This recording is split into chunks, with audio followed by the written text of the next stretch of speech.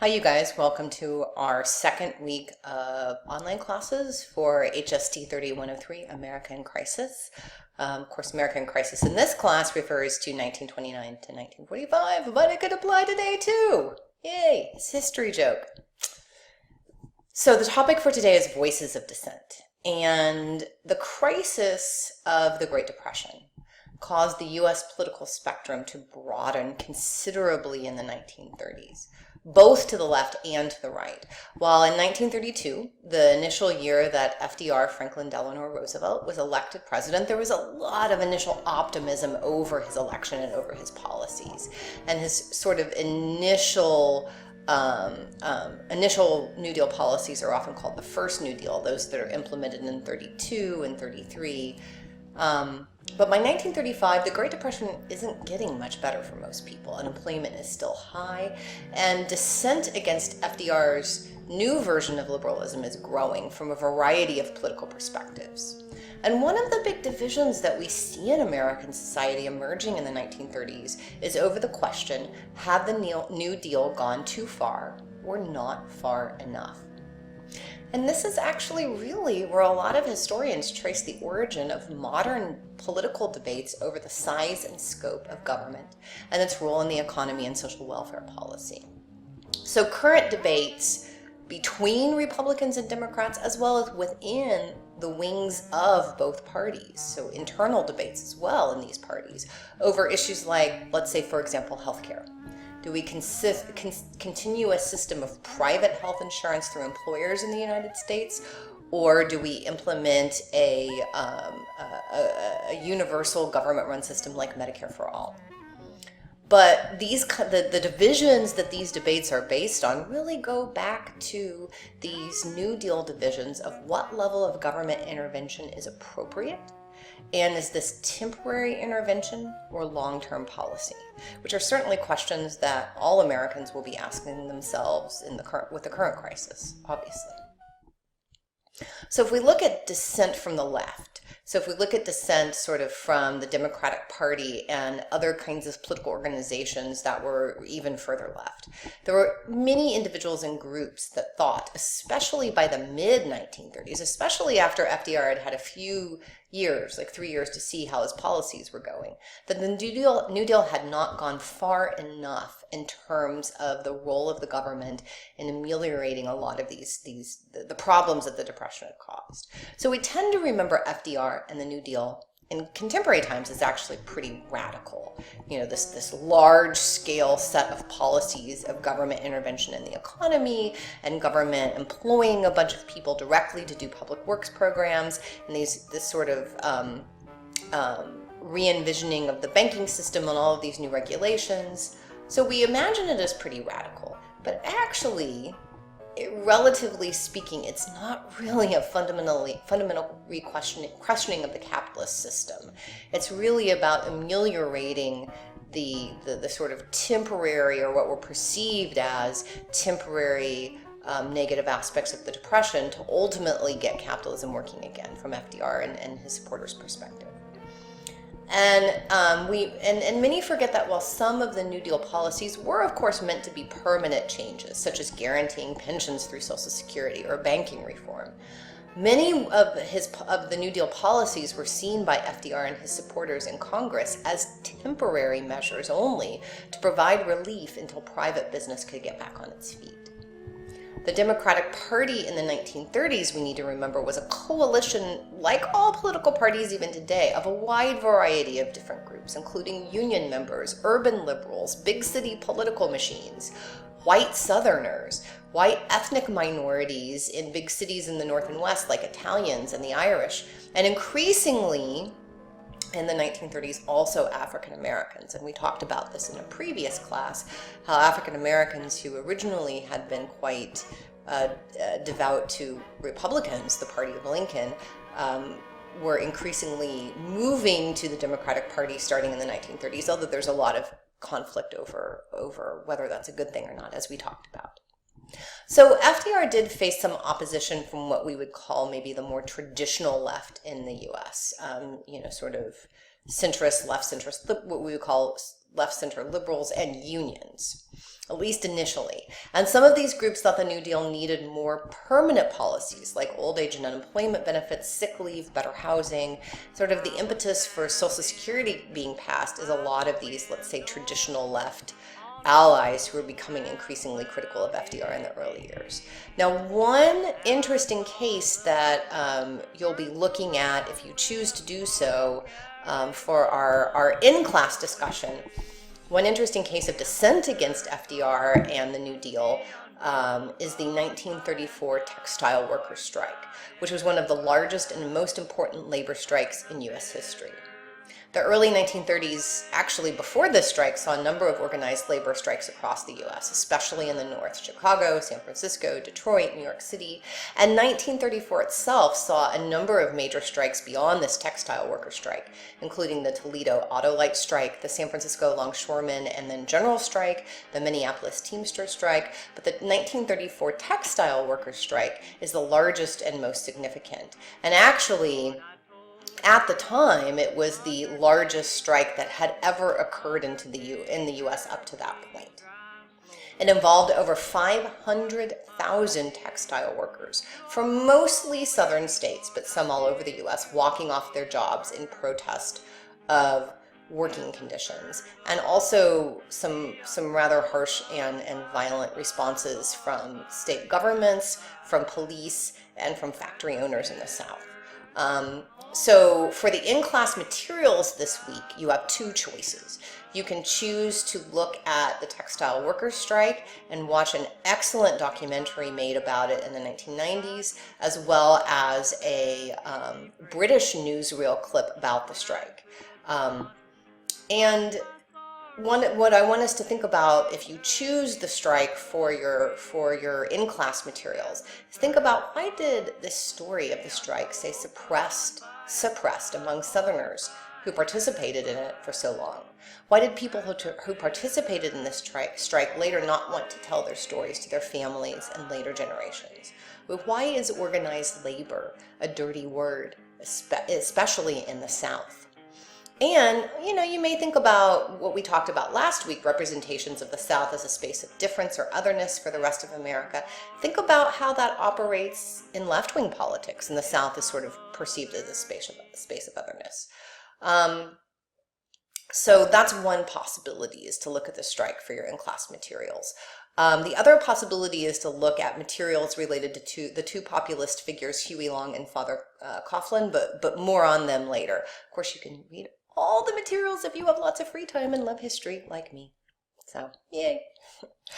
So partly in response to some of this pushback from fellow sort of left and left of center groups and unions, FDR initiates a group of policies in 1935, 1936, and then he's reelected in 1936, that's often called the Second New Deal. The Second New Deal included more programs to redistribute wealth, income and power in favor of the poor and middle classes, obviously Social Security, for pensions for the elderly, more programs for farmers, and a lot of this was in response to some of the opposition coming from unions and other in the left of the Democratic Party. The most important programs in the Second New Deal include, as I said, Social Security, the Banking Act of 1935, programs to push rural electrification, breaking up of utility holding companies, and probably from the perspective of unions, the most important was the National Labor Relations Act, known as the Wagner Act, which actually replaced previous New Deal legislation that had actually been declared unconstitutional by sort of more business-friendly Supreme Court. But the Wagner Act, or the National Labor Relations Act, which is still in effect today, which was passed in that 35-36 Second New Deal era, protected workers' rights to organize, go on strike, and engage in collective bargaining. And you actually do see, because of the Wagner Act, as well as a variety of other factors, that unions in the United States actually strengthened quite considerably in the 1940s. This is really kind of the high point of unionization in America. And a lot of that has to do with both the strikes in the early 40s, including the 34 strike, Roosevelt's reaction with the Wagner Act, and sort of a lot of post-war World War II factors that we'll talk about later.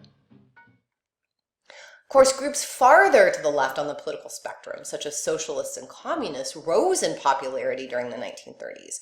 Really, the Great Depression was seen by many as a crisis of capitalism, and many are questioning whether this economic system can even survive. So groups that had been steadfastly critiquing the capitalist economic system since the late 1800s in the US and promoting alternatives such as more government regulation and even government ownership of industry, as well as more social equality and wealth redistribution. These, of course, become a lot more appealing during the 1930s. It also should be noted that lots of artists, writers, and people in creative industries became connected to socialist and communist groups and causes in the 1930s. It's really the only time in American history when this becomes relatively acceptable. I won't say broadly acceptable, but definitely on the left acceptable. Although, I would argue that we're actually seeing an upswing since the 07-09 crisis in an interest in let's say, more radical left-wing ideas in contemporary times. So these ideas, of course, were appealing for a number of reasons, but let's also remember that the Cold War between the US and the Soviet Union would not start until the late 1940s, after World War II. The Soviet Union, when the US enters World War II in 1941, is an ally. They would not become our 6-decade global antagonist until after World War II is over. The atrocities of Stalin in the Soviet Union also are not generally widely known outside of the Soviet Union until the late 1930s. And, Soviet Russia is actually seen as a very kind of appealing political and economic model.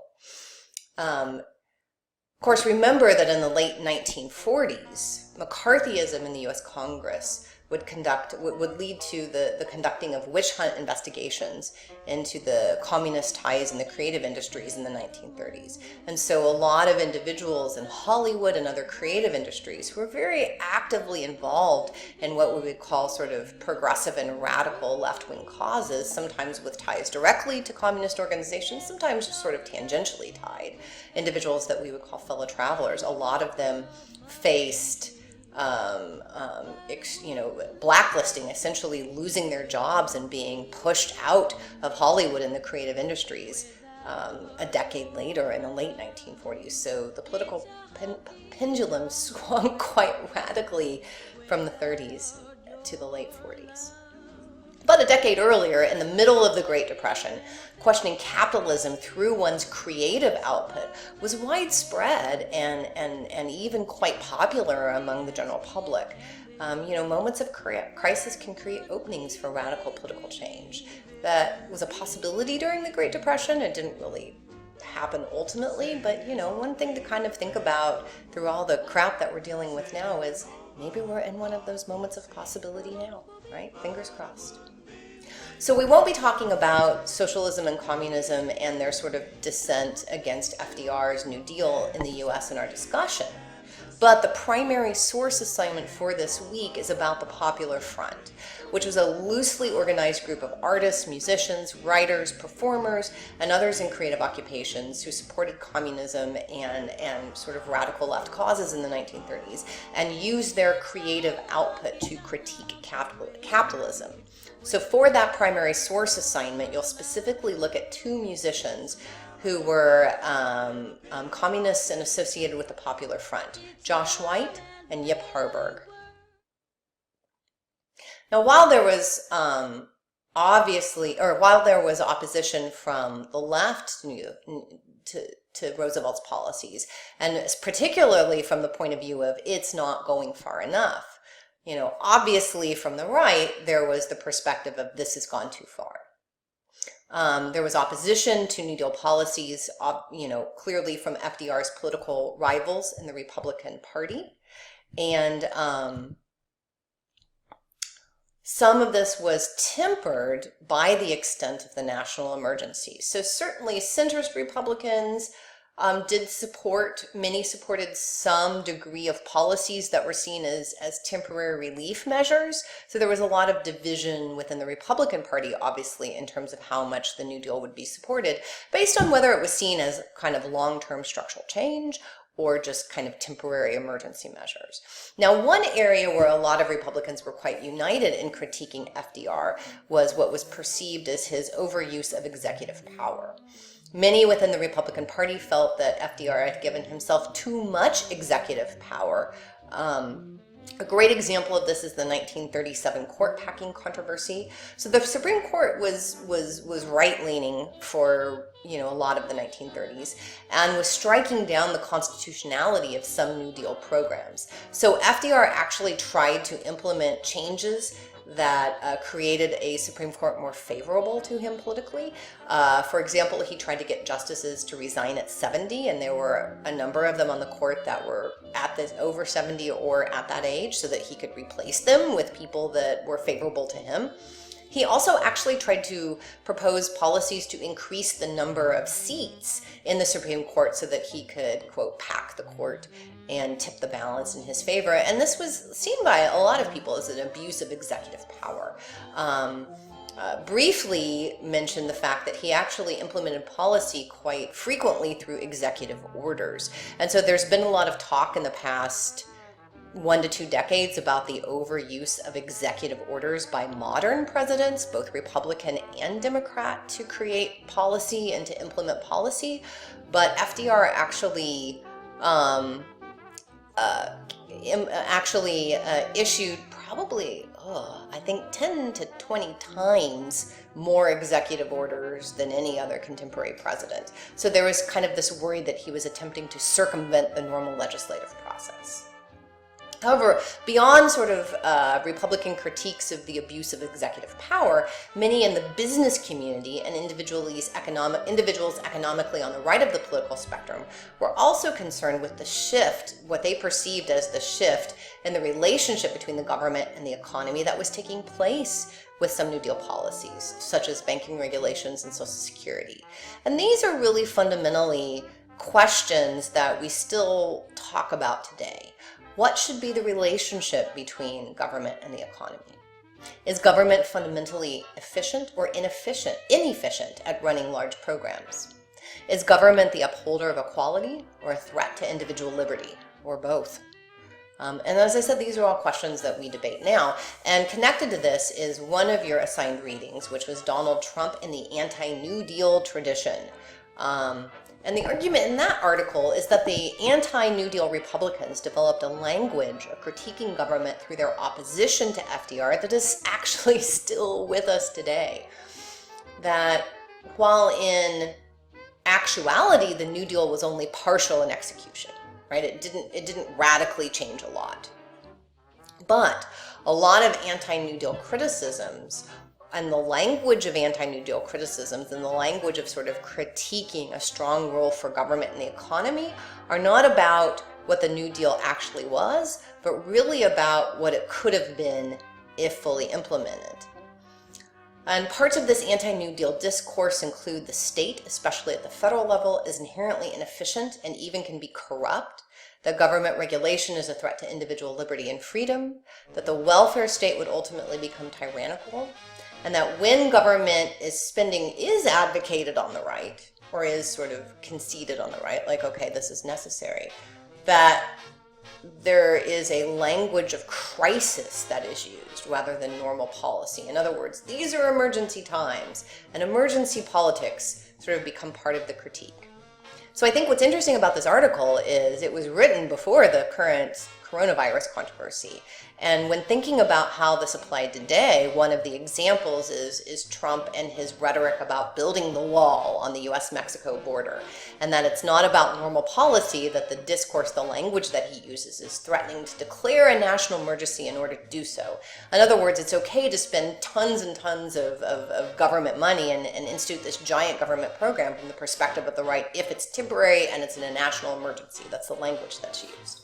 Of course, what's interesting, right, is that we're seeing this again now. This unprecedented amount of emergency, quotation mark, emergency federal money to individuals, to businesses, to big corporations to address the economic fallout of the coronavirus. Of course, the question is, will there be any actual restructuring of the economy? You know, the recent $2 trillion spending bill passed by Congress But you actually compare it to the total government spending in the 1930s and early 40s on the New Deal. You sort of adjust for, put the 1930s dollars into contemporary dollars.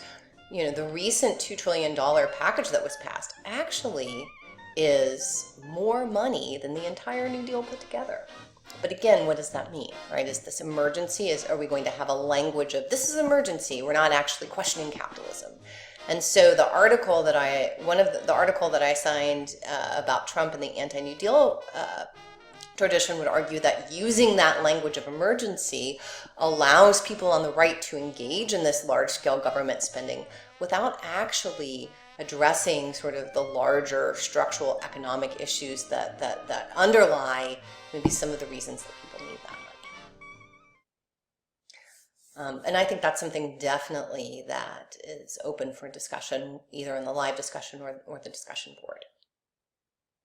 So beyond just sort of simple left and right dissent against FDR, much of the popular dissent against FDR and his policies came from what we would call a populist perspective and from populist political figures. Now, the word populism gets tossed around a lot, even in contemporary times. So what exactly is it? Well, sort of the political science 101 definition is a political style of action that mobilizes large alienated segments of a population against a government which is seen as controlled by an out-of-touch elite. And the alienation that these segments of the population feel can be real or imagined or both. Elites are seen as working in their own self-interest and not the good of the, quote, people. And the underlying ideology of populism can be left or right or even centrist. But the goal is to unite what is sort of structure, or what is sort of represented as an uncorrupt and unsophisticated common person against what are seen as corrupt elites and their supporters, right? These could be intellectuals, they could be upper classes, technocrats, the deep state, right? This can get deployed in a number of ways. And populism is invested in a belief that direct action by the masses is the best route to political and social change, which obviously sounds great in theory, but the question is, what happens when it plays out on the ground? The word populism and the adjective populist are often used pejoratively or negatively by political opponents. So populist politicians are accused of appealing to the public for only self-gain. And for opponents to populist politicians, the masses being appealed to are often seen as uneducated, politically unsophisticated, and easily swayed by simple political rhetoric. Widespread use of the term populism in the US dates to the 1890s, when the actual populist party was a contender in the national political arena, and this particular movement pitted mostly rural populations and people who were more sympathetic to the Democratic Party against more urban Republican business-friendly elites. The term populism has been used intermittently over the past century, almost century and a half since then in US politics, and especially sort of reemerged in the 1930s with a couple figures we're going to talk about in a minute. But one thing I want you to think about, and we can definitely discuss, is how do we use the term today in the US? Populism has been applied to both Trump and Bernie Sanders, by their critics. So both the right and the left in America. And, is this accurate? Is this fair? And how does this compare and contrast to the way that people perceived populism and how populist politics were deployed in the 30s? So the two most prominent populist political voices in the 30s that dissented against FDR and the New Deal were Louisiana Governor and United States Senator Huey P. Long and Catholic priest Charles Coughlin, who both rose to national prominence during the Great Depression. Both men strongly voiced their concerns about the unbalanced distribution of power and wealth and formed national organizations to promote their causes. And both Long and Coughlin were capable of whipping up emotions and support through passionate radio oratories that appealed to ordinary Americans. What's critical about both of these people is that they reached millions of listeners through the medium of radio. And if you remember, we talked about in an earlier class, radio being the internet of the 1930s. This is how people felt connected to one another, and this is how America sort of constructed this nationwide mass culture and nationwide political culture, and both Long and Coughlin were incredibly adept at using radio to get their message across. Huey Long was the highly charismatic and controversial Democratic governor of Louisiana and U.S. Senator. Often his detractors called him the dictator of Louisiana. He referred to himself, and his supporters called him the Kingfish. And he's probably one of the most colorful characters in American political history. His famous slogans were share the wealth and every man a king, but no one wears the crown. In Louisiana, he was well known for his social welfare programs that directly benefited the poor, both black and white. Road and bridge building Louisiana had. To say they had terrible infrastructure is the understatement of the century. He also built schools and hospitals in underserved areas, instituted literacy and adult learning programs, and a host of other policies that visibly benefited the impoverished. In his national radio programs, he called for radical wealth distribution, a limit to the amount of personal wealth any one individual could accumulate, and higher corporate taxes. And as I mentioned, he was able to spread his popularity first in Louisiana and then nationally in his very adept use of radio. But he controlled the government of Louisiana with an iron fist. Little to no dissent was allowed. Individuals with alternative viewpoints were pushed out of all branches of the state government, even the civil service. He went after the media and the free press in Louisiana who criticized them, accusing them of being, in today's terms, fake news. And even to this day, his legacy is debated. Was he a champion of the powerless or a dictatorial demagogue, or both? Just as he began to gain support in 1936 nationally, and he was most likely going to contest the 1936 Democratic presidential primary against FDR, he was assassinated, supposedly by a relative of one of his political opponents, but of course conspiracy theories abound. So, if you choose Long and Coughlin and populism for in-class discussion this week, you have the option of watching clips from Huey Long, Huey Long Share the Wealth speech, as well as clips from Ken Burns's fantastic documentary about Huey Long. The other individual that you will look at if you want to look more in depth at populism for class discussion is Father Coughlin, another populist political voice in the 1930s, similar to Huey Long in some ways, but very different in others. He was known at the time as the radio priest.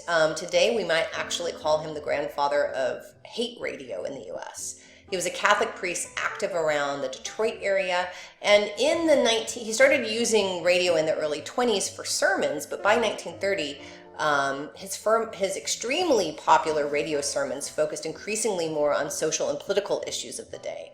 And by the time the Great Depression is really getting going, he's strongly attacking both communism and the disproportionate concentration of wealth in America. At the height of his popularity in the mid-1930s, it is estimated that over 30 million listeners tuned into his radio show every week. He actually had a pretty dramatic fall from popularity in the late 1930s when his rhetoric became increasingly anti-Semitic as he sort of opposed World War II.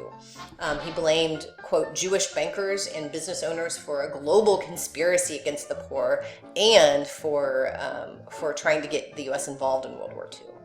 So if you choose the Long and Coughlin in class materials to examine, you'll watch a newsreel from the 1930s on Coughlin, as well as a clip of one of his most famous radio addresses that was also attended live by thousands of people. I do want to mention briefly, since I mentioned Coughlin and anti-Semitism, another group definitely dissenting from FDR and New Deal policies on the far right were individuals and groups sympathetic to fascism.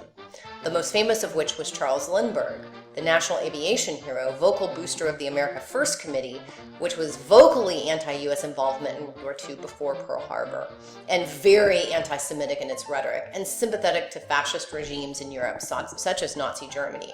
At its peak, it had 800,000 members. And there's actually a TV show on right now, The Plot Against America, I think on HBO, based on the Philip Roth book, which is an alternative history where Lindbergh runs against FDR in 1940, wins, keeps the U.S. out of World War II and enacts a variety of anti-Semitic policies. So it's actually a really interesting piece of sort of alternative history. And if someone's interested in doing some kind of assignment on it, I'd be up for that. Just let me know. So Long and Coughlin are examples of populist political leaders who appeal to the problems of common people in difficult times. However, their precise political affiliations can kind of seem hard to pin down in terms of left versus right. So some things to think about for Coughlin and Long and populism for class discussion are, who did these kinds of figures appeal to and why? Do we see any parallels to current political leaders and current political rhetoric? Does mass participation in politics, in other words, does democracy often lead to populism? Sort of political leaders appealing to kind of the lowest common denominator and these really kind of these basic and simplistic mechanisms of political rhetoric. And how do you control this? And a few larger issues to think about. Do we see aspects of New Deal political divisions and political rhetoric in the Trump era and in the era of the coronavirus? And how do arguments today, how are they similar to some of these critiques of the New Deal, these dissenters of the New Deal?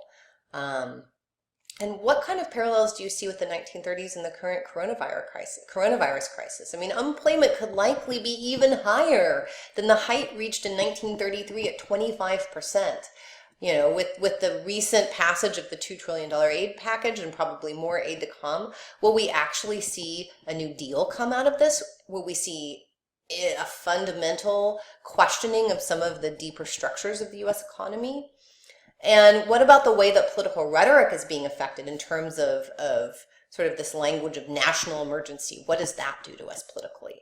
You know, perhaps World War II is a better comparison, with President Trump recently invoking the War Production Law, but that's something that we can discuss, you know, when we get to World War II. But I think one thing that really strikes me about studying the Great Depression and World War II in the midst of this crisis is the past is always present. It's always here, and it's always affecting us. Talk to you guys later this week.